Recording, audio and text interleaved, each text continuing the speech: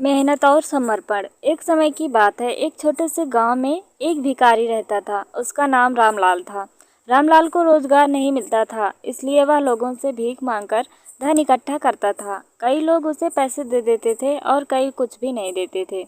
ज्यादातर लोग उसे भला बुरा कहकर उसका अपमान किया करते थे। उसे हमेशा इस बात का दुख होता था। एक दिन रामलाल को तय किया कि क्यों ना वह अपने जीवन की कठिनाइयों से निकलकर अपने आप को बदल दे। वह अपने दोस्त से मदद मांगने के लिए निकला, जिनसे उसने कभी कुछ नहीं मांगता था।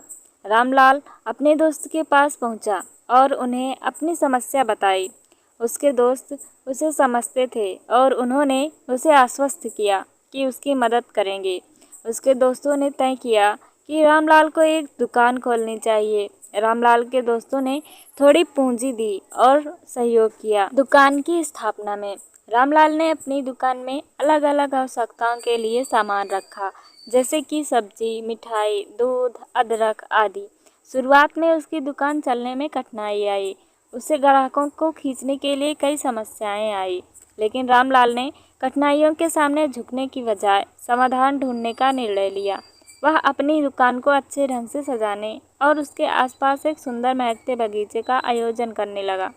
लोगों को यह अच्छा लगा और वे रामलाल की दुकान में आने लगे।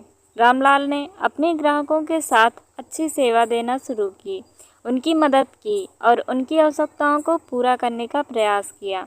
धीरे धीरे रामलाल की दुकान की पॉपुलैरिटी बढ़ने लगी और वह धन कमाने लगा। धीरे धीरे रामू की जिंदगी बदलने लगी। उसे अब खाने को रोजगार की चिंता नहीं थी। वह अपने परिवार के लिए आरामदायक जीवन चाहता था। इस कहानी से हमें यह सबक मिलता है कि आपको चुनौतियों के सामने झुकने की बजाय समाधान ढूंढना चाहिए। चाहे आप भिखारी हों या बड़े व्यापारी, मेहनत और समर्पण से आप अपनी ज़िंदगी में सफलता प्राप्त कर सकते हैं।